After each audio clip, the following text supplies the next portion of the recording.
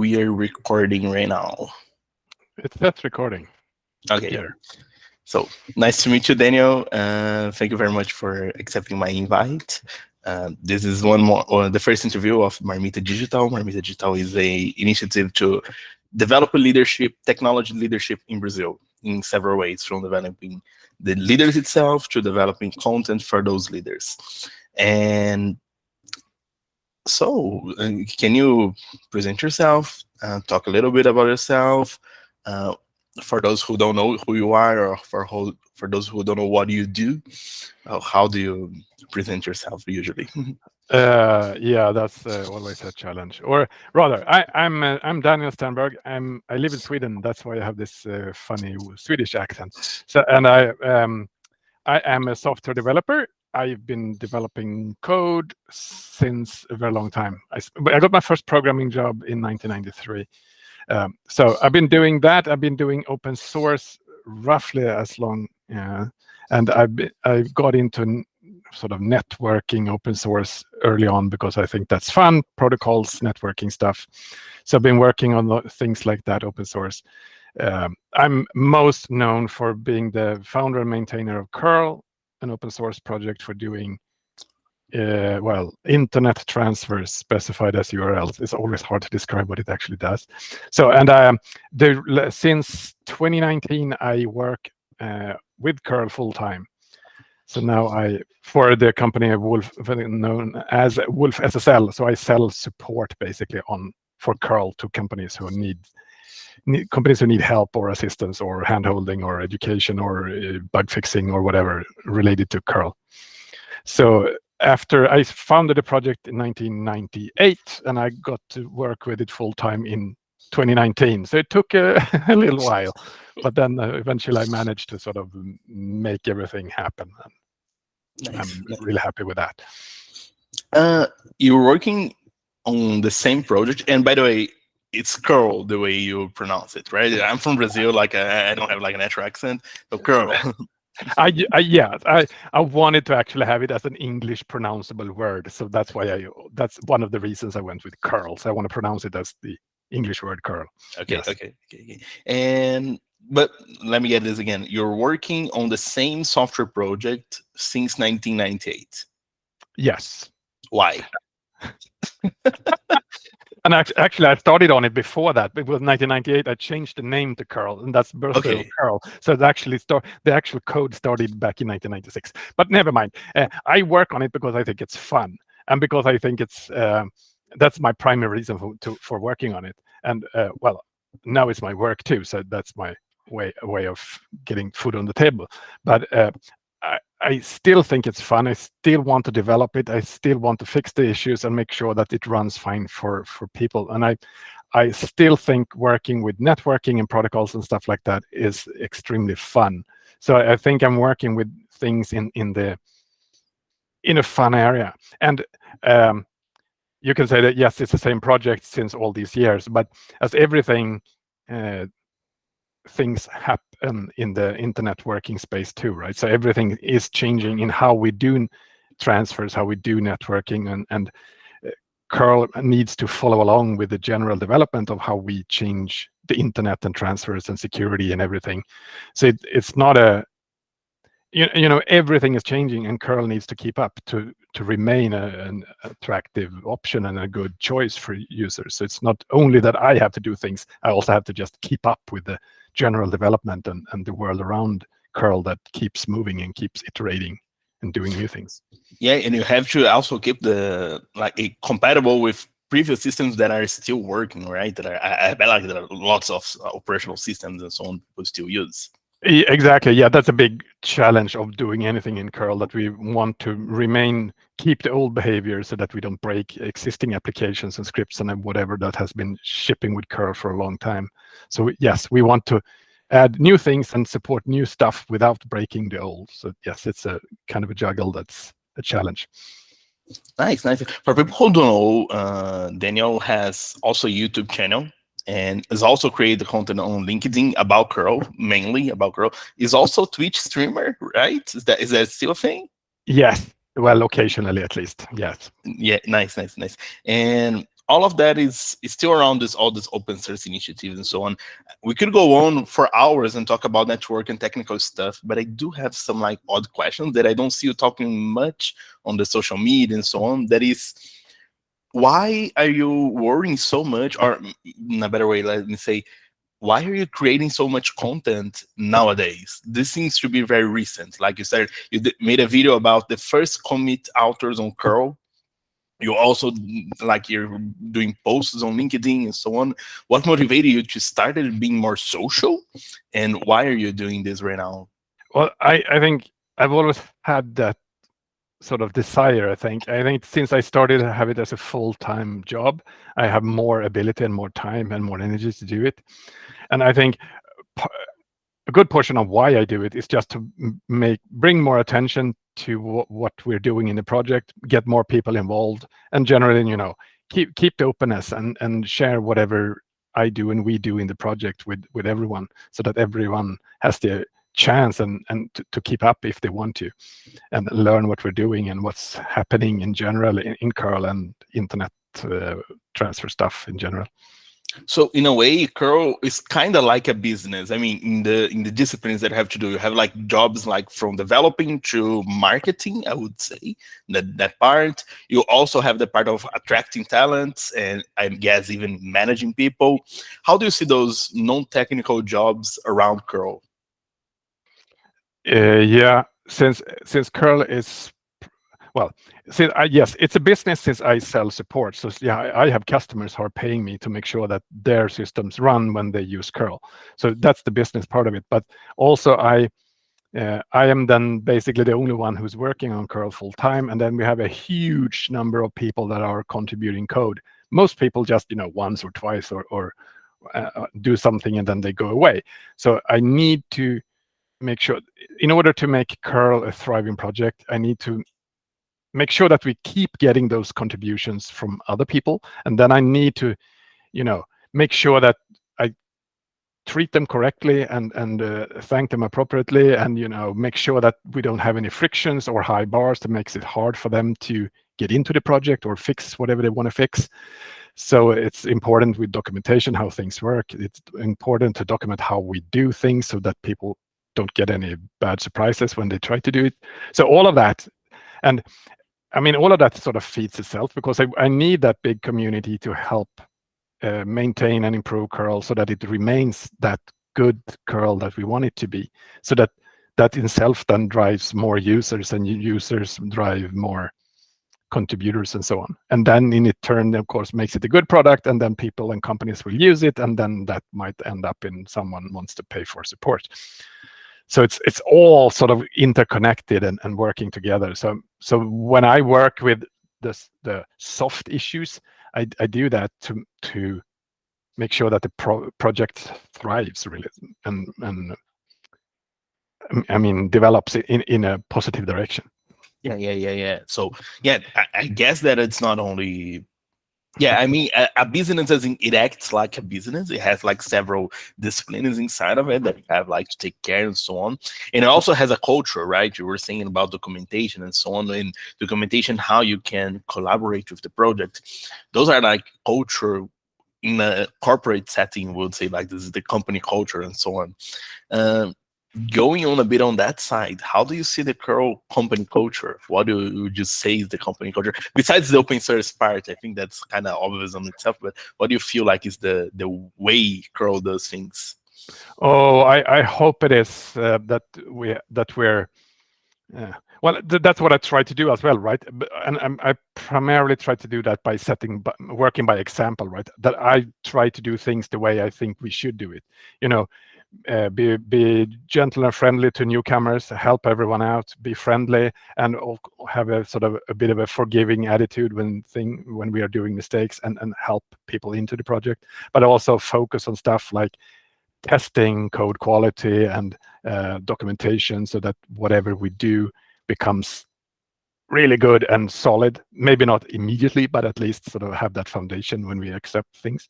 So, and I really want it to be, and I think it is, pretty much no hierarchies in the project. We're all basically equals. If you if you help out, you help out, and anyone is here to. Um, I mean, you can basically help your fellow curl contributor from whatever day. If you know anything, I hope and I want to offer that environment when anyone, feel that they can speak up or even object to.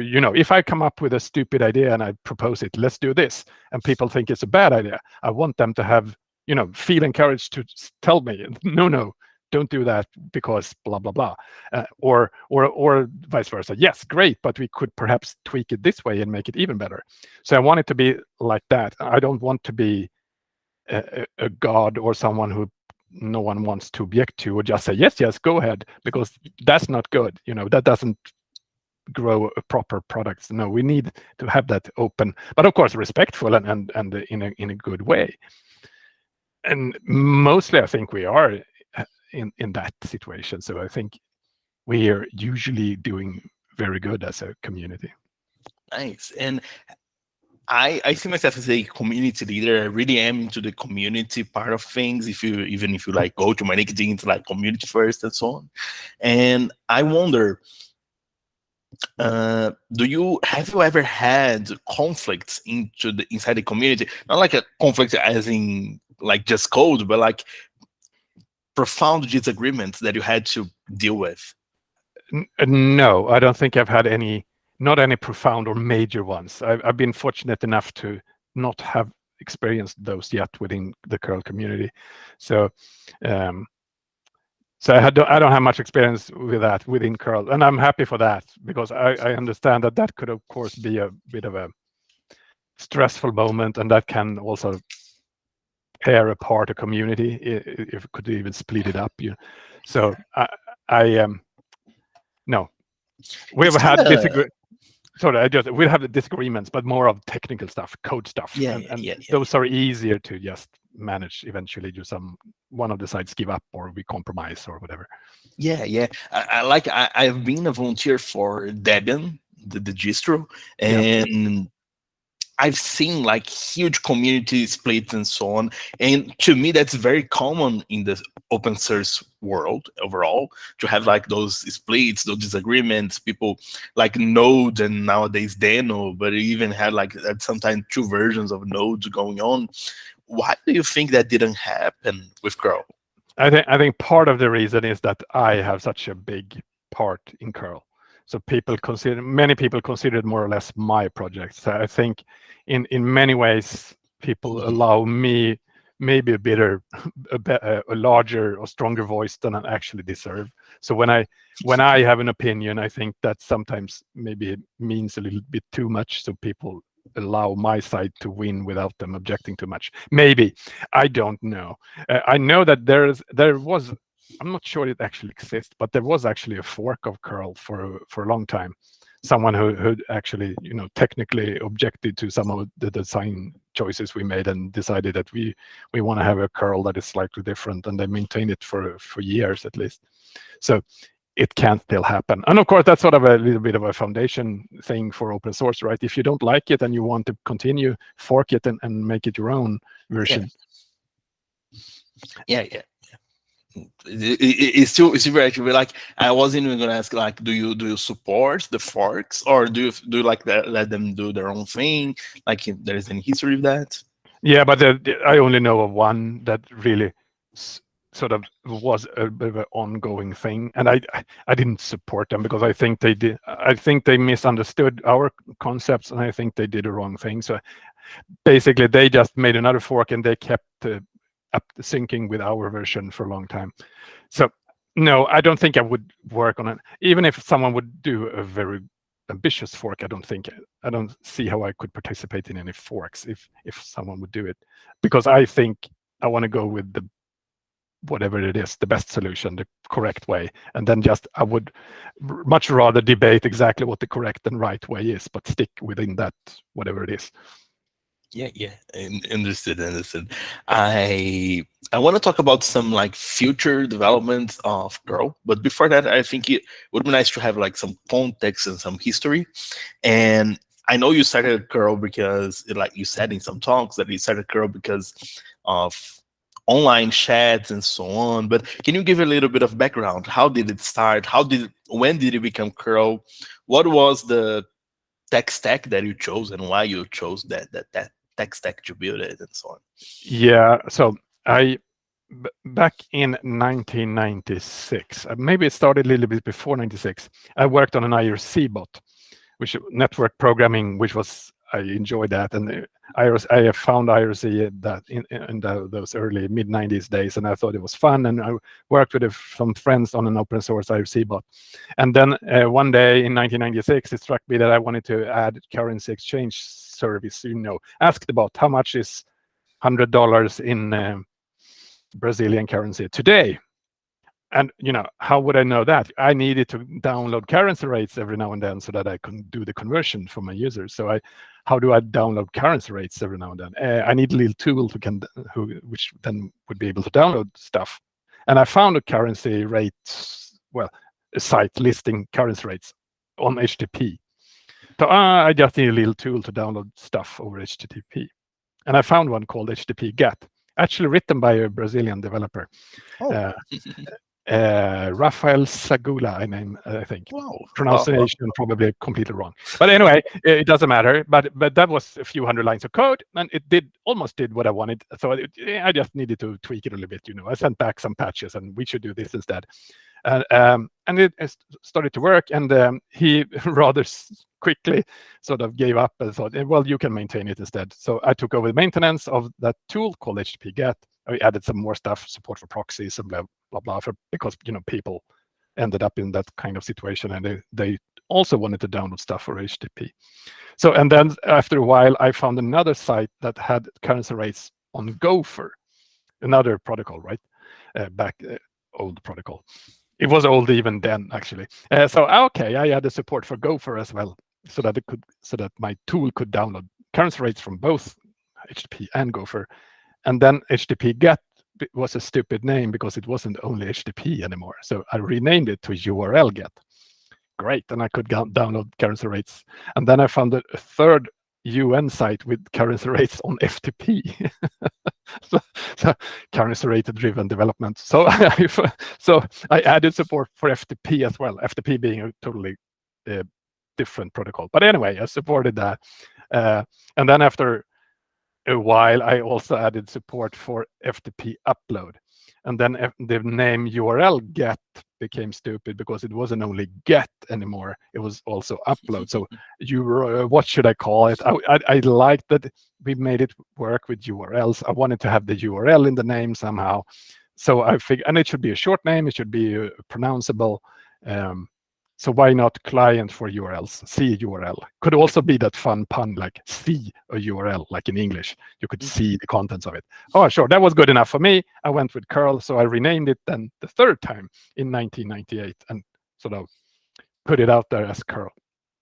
And for me, I was always going to do that open source. It was open source from the beginning. I wanted it to be open source because I wanted it to be as cool as all the other cool open source I've seen before.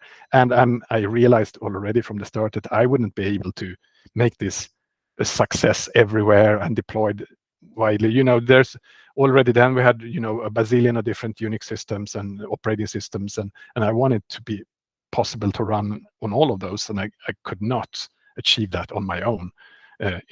And I really didn't want to either, because this was a fun, cool project. Of course, we should do it open source, and I could get help from whoever wants to. So that's how we started. And then, of course, I forgot my IRC bot after a while, and I just continued working on curl instead. And we iterated, and people contributed stuff. I fixed bugs and blah, blah, blah, and on and on. Curl was built in the language C, right? Yes. Back in those days, there wasn't really any major alternatives for stuff like this.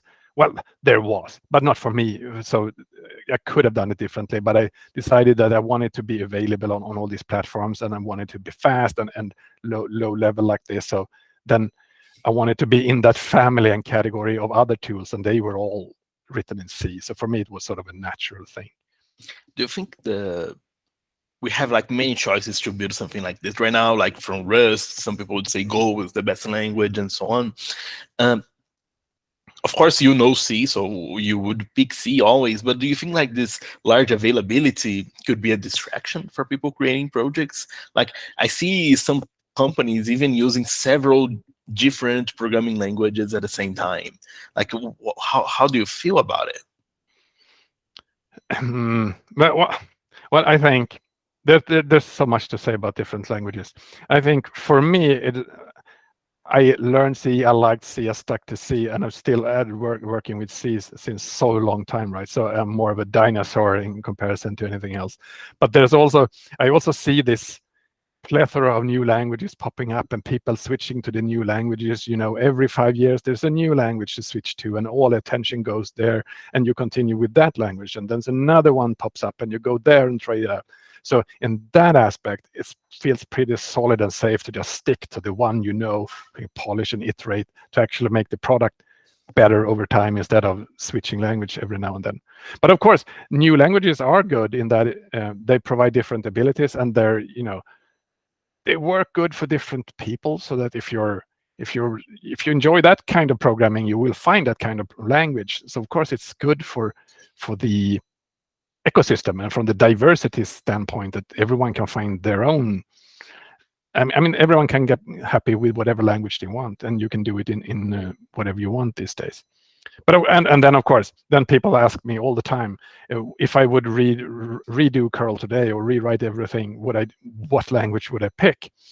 And that's a impossible question, because it would of course depend on what I wanted it to be. I often repeat that curl is available on as many platforms and everywhere where it is today, because it's written in C, because C is more or less the ultimate portability language. Like I've counted 86 different operating systems that have run curl, and that's just completely impossible using any other language. But then you can ask, but of course, is that important? I don't know. If I would start it from scratch today, maybe I wouldn't care about 82 of those. I don't know. Yeah. I see some people have a strong argument with me when they say, hey, but I have to use that new language because I will have a talent shortage if I don't. How do you feel about talent shortage in curl and everything else? I think that is a real issue. And but so yes, there's a talent pool or rather, everything we do, it competes with something else. So whatever you do, you compete. If you do an open source project, whatever open source project, you compete with all other open source projects, like for the talent, because there's a finite set of people who can do anything. And of course, whatever language you go with, you also then narrow down the number of people that can and want to contribute. So of course, going then with the most used language would then be open yourself up for the biggest amount of possible contributors. But at the same time, you might then compete with other open source projects, right, in that area. So I don't know. It hasn't been an issue for me, because I picked my architecture of choice a long time ago, and I'm not going to change that anytime soon. So for me, it's more of I can more observe and see that, of course, the proficiency in C is not a growing area. It's not a language that anyone even, students are not even taught this anymore. So it's, it's people like me, old guys, that are still working with it, because we learned it a long time ago. So of course, it might not be very good for the growth or for getting young people into the project. But if at the same time, it's only a programming language. Anyone can learn pretty much. If you're into programming and you enjoy it, you can learn the language if you really want to. Do you think for curl that are you in need, like as in, do you need like new people all the time? Do you think like that's an issue, or that's not an issue because you have time, or because something else? Like how do you see this part of talent related to curl? Because you don't hire anyone right now, so how do you feel about it? I think it sort of feeds itself in that aspect, that as long as curl is popular and used, it will attract people, because as long as it is popular and used, we will continue to polish it and add stuff to it. And while we do that, we also add bugs and stuff, or errors in the documentation. So sort of, if we're used, people will find those problems and work on them and submit pull requests or changes back to us. So sort of, it will happen as long as we're thriving, used, good projects. And of course, conversely, if we don't have those contributors, it would be a sign that we are not actually used or very good anymore, or forgotten. So yes, we need them. And also because then again, we're open source. Nobody except me working on curl does it full time. Most people that are working on curl probably works for a company that uses curl in their products, but then they work on curl because they want to fix a problem they have in their product, maybe, or they found a weird thing and they want to fix it. They submit that problem to us, we merge it, and then they go away and maybe never come back to work on curl again, because now it works for them and they're happy, and they might be happy for another decade. So yes, in that aspect, we need more people. And of course, in order to get more maintainers in the project, because of course any open source project wants more maintainers, so that we were more people that can help out the other newcomers that are coming. The only way to get more maintainers is to get new first timers, right? Because the first timer is what you need to do first, and then you can become a second committer, or whatever. So yes, we continue to need more people, and I think we actually get them at a pretty high rate still in the curl project. Interesting. I have two more questions around curl itself. That is, you said about like people, first times contributors and so on. What are the non-code contributors? Like how is that on that department? Because I feel like all projects always suffer from having people that are not that much contributors. And how do you, I'm gonna embed this question for another, and that is, how do you think about documentation? Because you said something very curious some moments ago. You said that documentation from the early 2000s still works today. How? Yes, because that and it's actually a pretty good way to make sure that documentation is good, because we try really hard to not break behavior, right? And APIs remain compatible, and that means whatever we documented back in 2001 or whatever, some of those stuff actually we broke in 2006. So not everything continues to work, but still, since we maintain API, we maintain behavior, things that we documented back then still work like that today. And that gives us a long time to polish the documentation, right? Because we have now spent 20 years refining the wording, adding examples, and it also is as helpful as if you search for command line examples, for example, using the curl command line to do whatever, the chances are pretty good that they still remain working, because we haven't broken the behavior for ages. So that is helpful for the documentation, because doing big replacing big things in software, then you have to update the documentation all over, and you risk that your old documentation linger around, because now we've changed everything, so it doesn't really work like that anymore. We don't have that problem, so we can just keep on refining the documentation. And we have a lot of documentation, and we actually have quite a lot of contributors who are, I shouldn't say only or just, but they work on documentation, because we have a lot of documentation. There's a lot of details to discuss, polish, rephrase, explain better, add examples for, and just find spelling mistakes in or whatever. So yes, we have a pretty good chunk of stuff that you can contribute to that isn't code. Yeah. Okay. Nice. And okay. This part of documentation is really tricky to me, because sometimes documentation is not up to date. Is as in, it does not reflect the actual code, and there are other things around documentation that I'm really curious about. Like the people from Smalltalk, they have like that philosophy that the documentation should be something live. It should like reflect the live code. and that's really hard to do, of course, especially like when you're doing like traditional software. And one of the implications of that is when you're onboarding new people, new developers, sometimes they will spend a lot of time reading and understanding code. For someone like approaching curl and getting close to it, how do they get to understand curl besides just reading the code? Like, do you have like systems around it to help people understand when they want to like deep dive into it? No, I don't think I have any magic bullets for that. No, I have. Well, first of all, of course, we try to write the curl code and following a code style that makes sure that the curl code looks coherent and consistent, right? It should look as if a single author wrote the entire thing in a consistent style. So there's, you shouldn't feel that you're going through different styles wherever you go in the code.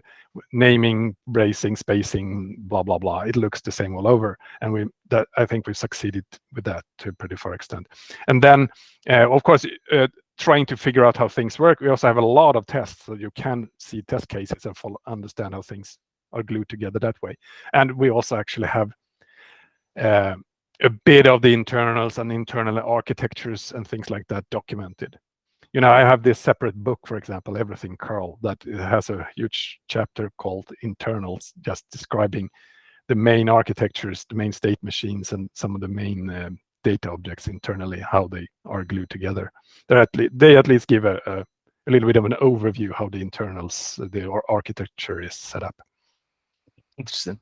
And about okay, are there any interesting stories around the uses of curl? Because I know some stories around, for example, people getting calls because their open source software was using a malware, and when someone tried to disassemble it, they see their name and so on. Do you have like things around curl? Because that is also a success, because even like malware people are using it. But how do you feel about that? Oh, I get a lot of that. I think primarily because the curl license has my email address in it, and that license snippet is usually included in the the about window or the credits window, open source license thing shipped in products everywhere. So my name, and usually I think it's actually, so usually in those license things, or when if you have a new car, you can actually maybe find a little window somewhere where it says third-party licenses and 10,000 lines of blah, but somewhere in there it might say curl. And usually in there aren't that many email addresses, but mine is there. So they actually get quite a few emails from people. They have bought a product, it doesn't really work the way they want to. They try to contact the manufacturer, they probably fail, and what do? They find my email address in there. So I get emails about various products, about and frustrated users trying to do things, asking me about I don't know what, and and I often don't have any idea what they're talking about, but they need help now and they want me to fix it for them. So I get a fair share of that. It's actually mostly just fun for me, because it gives me the insight into where people find my email address. So it's actually many times they open up my eyes for, oh, I had no idea that they were using my code. So it's a little bit of an eye opener sometimes. For example, Have you had any issues? No, but that happened for me several times in car products. For example, I have a Toyota Corolla. I have a problem with my GPS. It says your name is in it. What are you talking about? My name in a GPS in a car? Okay, fun. No, that guy didn't think it was fun, and things like that. I got an email conversation once with a lady who was convinced that her Instagram account was hacked, and she wanted me to help her.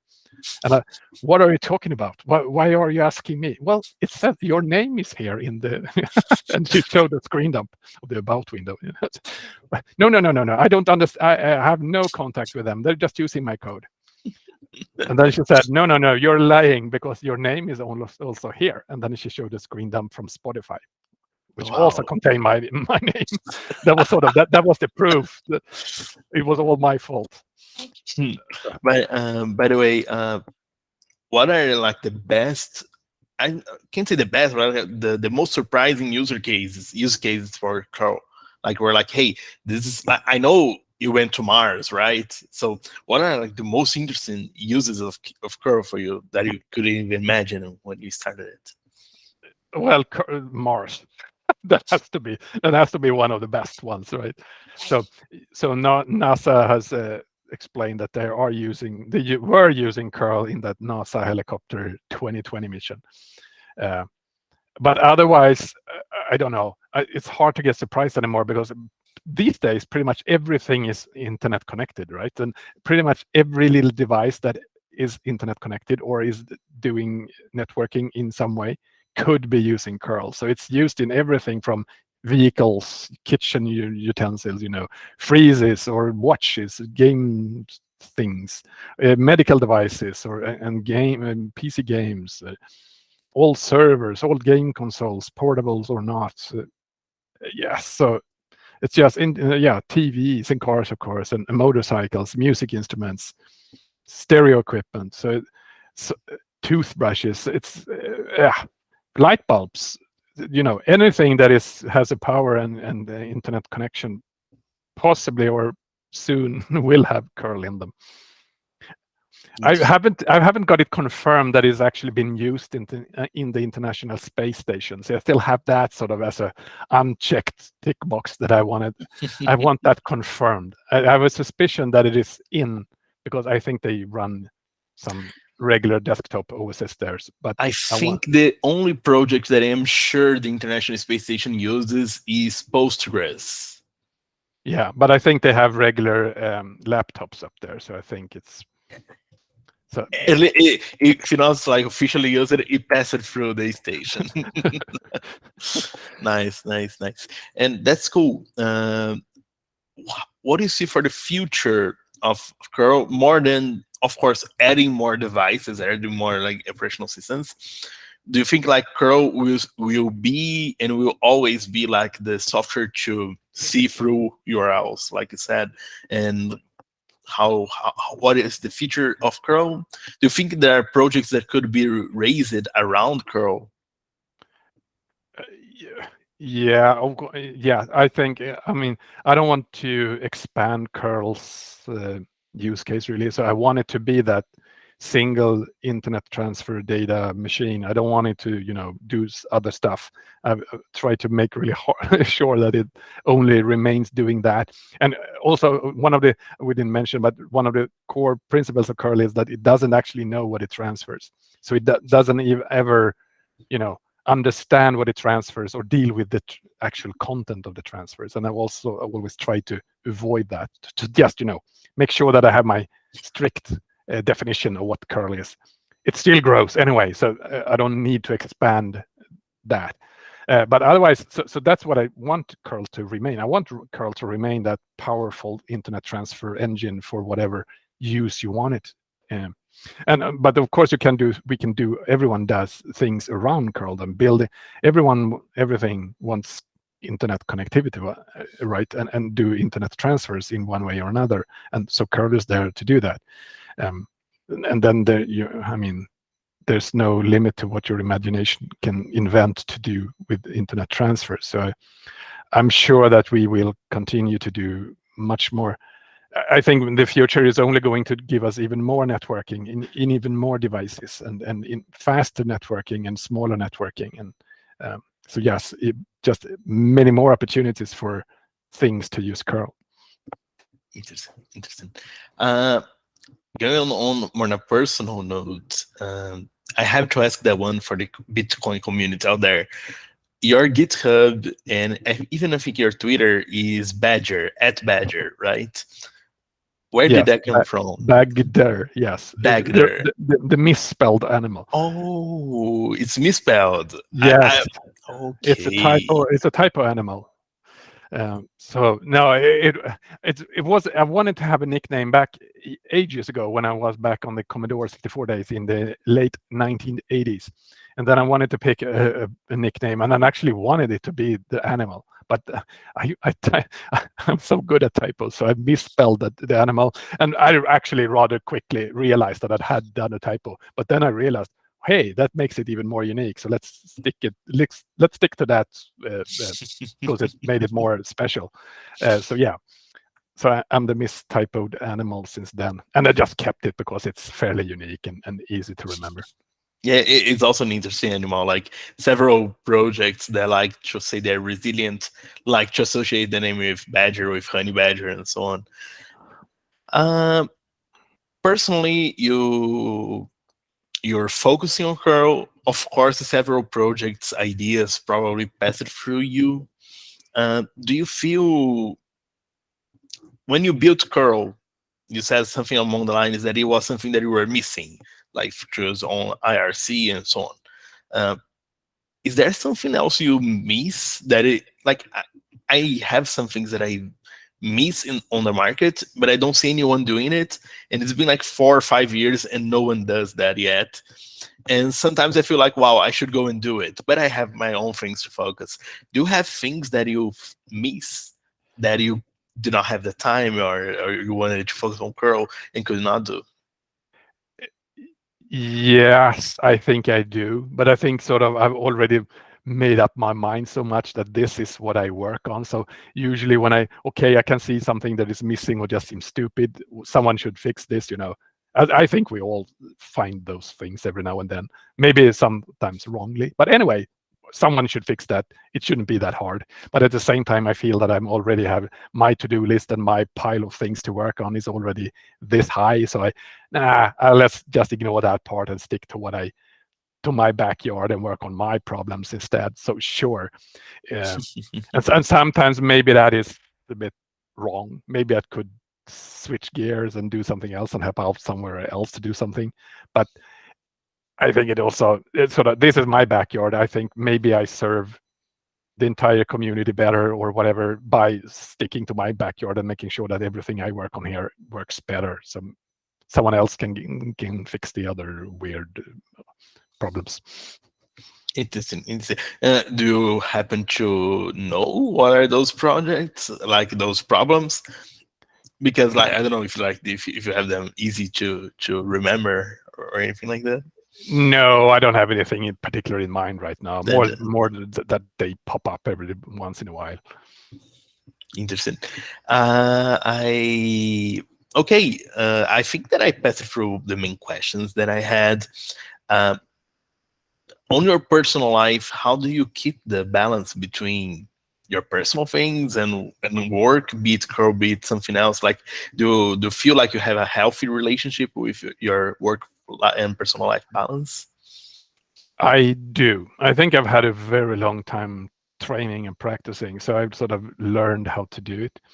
Since and I have family. I have 2 kids and a wife. I have a sort of a life outside the keyboard.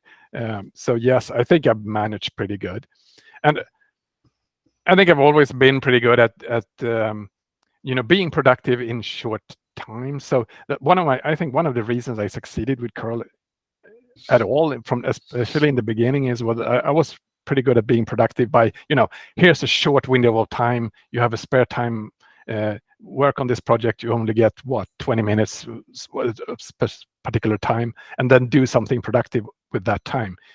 Because a lot of people will tell you that it takes a long time to get into the zone and you don't want to be disturbed, you need X amount of time to do anything practical. But by being very good at doing things, even if you have a small amount of time, it makes you very efficient in when you have that little time to do it. So therefore I think I've become good at, I've always been pretty good at taking use of the time that I get for curl stuff. Okay, nowadays I have a lot of time since I do it all days, but still. And so that has taught me how to make good use of the time that I have. And otherwise, I don't have any particular, magic ways how to solve it. I've just realized that I have a pretty good way of working on it. And now when I work on curl full time also, I don't even have to separate work hours from spare time hours, or I can usually work whenever I want, as long as my customers are happy and I deliver good stuff. I can work in the morning or work in the nights or do things in the middle. It doesn't matter as long as I feel relaxed and productive.